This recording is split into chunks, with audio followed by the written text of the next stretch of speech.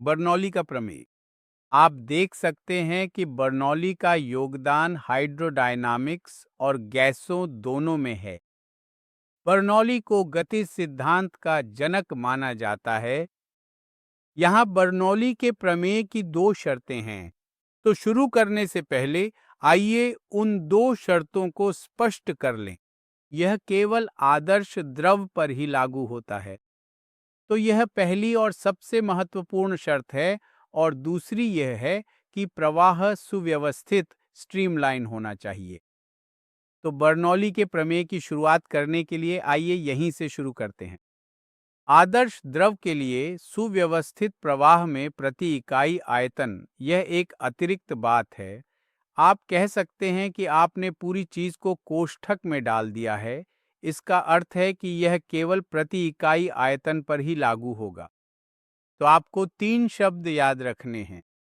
एक, आदर्श द्रव के सुव्यवस्थित प्रवाह में प्रति इकाई आयतन तीन ऊर्जाओं का योग स्थिर रहता है। वे तीन ऊर्जाएं कौन सी हैं? गतिज ऊर्जा, स्थितिज ऊर्जा और दाब ऊर्जा। जैसे ही आप प्रति इकाई आयतन कहते हैं और फिर आप इन तीनों शब्दों का उपयोग करते हैं, इस तरह आपने बर्नौली के प्रमेय के पूरे आकार को छोटा कर दिया है। अब इसे समझना आसान हो जाता है कि आदर्श द्रव के सुव्यवस्थित प्रवाह में प्रति इकाई आयतन, गतिज, स्थितिज और दाब ऊर्जा का योग पूरे प्रवाह में स्थिर रहता है। देखिए, अगर आप गतिज ऊर्जा वाला पद लें और आप यह सब कुछ प्रति इकाई आयतन के लिए चाहते हैं, तो आयतन से विभाजित करने पर आपको यह आधा मिलेगा dv वर्ग। तो यह गतिज ऊर्जा प्रति इकाई आयतन बन जाता है। और अधिक सटीक होने के लिए आप इसे गतिज ऊर्जा घनत्व कह सकते हैं, क्योंकि आयतन से विभाजित करना घनत्व का ही दूसरा नाम है। द्रव्यमान प्रति आयतन यानी घनत्व। तो यह है गतिज ऊर्जा घनत्व। इसी तरह आपके पास स्थितिज ऊर्जा HdG है। माफ कीजिए, ये दाब है। आपके पास स्थितिज ऊर्जा mgh है। आप इसे आयतन से विभाजित करते हैं तो यह घनत्व dgh बन जाता है। यह है स्थितिज ऊर्जा प्रति इकाई आयतन। इसी तरह आपको दाब ऊर्जा का पद मिलेगा जो है P डेल्टा V, और दाब ऊर्जा प्रति इकाई आयतन केवल P ही होगी।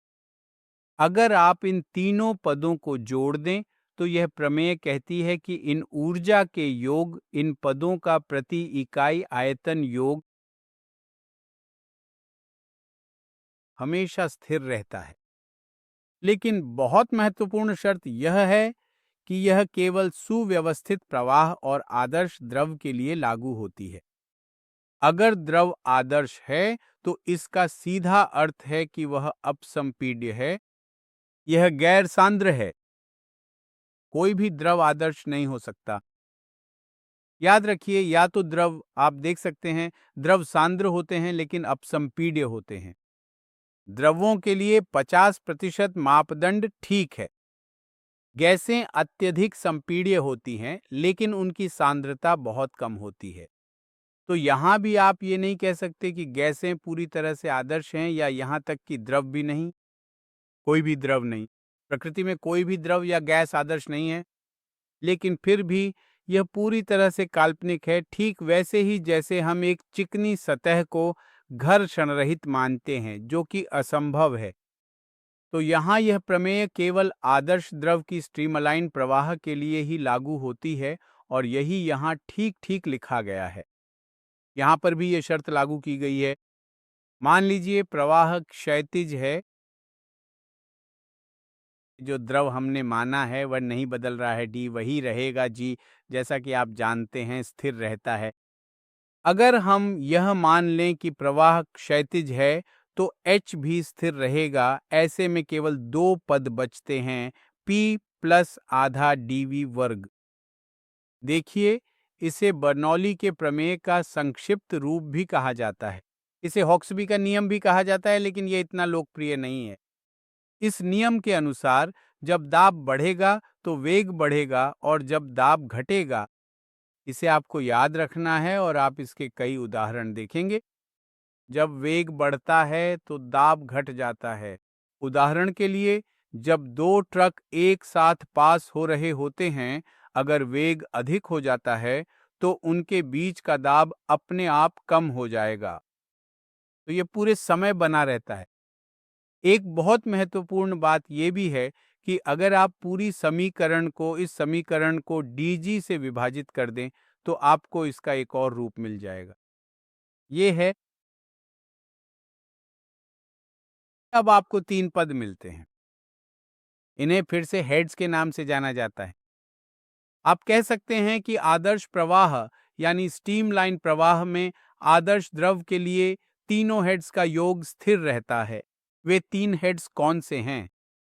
जैसे प्रेशर हेड कहा जाता है, ये वेलोसिटी हेड है और इसे पोजीशन या आप कह सकते हैं ग्रेविटेशनल हेड कहा जाता है। तो जहां तक बर्नौली का प्रमेय है, यह ऊर्जा संरक्षण का एक और रूप है। हम ऊर्जा के संदर्भ में बात करते हैं क्योंकि ये पद प्रति इकाई आयतन ऊर्जा को दर्शाते हैं। ये प्रति इकाई आयतन दाब ऊर्जा है, प्रति इकाई आयतन गतिज ऊर्जा है और यह प्रति इकाई आयतन स्थितिज ऊर्जा है। तो हम यहाँ ऊर्जा प्रति इकाई आयतन के रूप में हेड के रूप में परिभाषित करते हैं और आपको याद रखना है कि P दबाव है, इसे कभी ना भूलें। तो बर्नौली के प्रमेय में आप दबाव से शुरू करते हैं।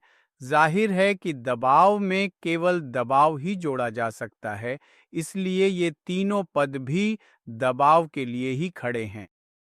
इसे स्थैतिक दबाव कहा जाएगा। इसे स्थैतिक दबाव कहा जाएगा और यह आधा डीवी वर्ग भी कभी-कभी गतिशील दबाव के रूप में जाना जाता है। तो इस प्रमेय की व्याख्या इस तरीके से भी की जा सकती है कि दो दबावों का योग यह गतिशील दबाव है, क्षमा करें, यह वाला, और यह स्थैतिक दबाव है। आदर्श द्रव के लिए स्ट्रीमलाइन प्रवाह में स्थैतिक और गतिशील दबाव का योग पूरे प्रवाह में स्थिर रहता है। ये एक और संस्करण है। तो कुल मिलाकर मैंने आपको बर्नौली के प्रमेय के 4 संस्करण बताए हैं। आप अपनी आवश्यकता और पसंद के अनुसार इनमें से किसी भी संस्करण का उपयोग कर सकते हैं। जब भी जरूरत हो, आप किसी भी रूप का उपयोग कर सकते हैं।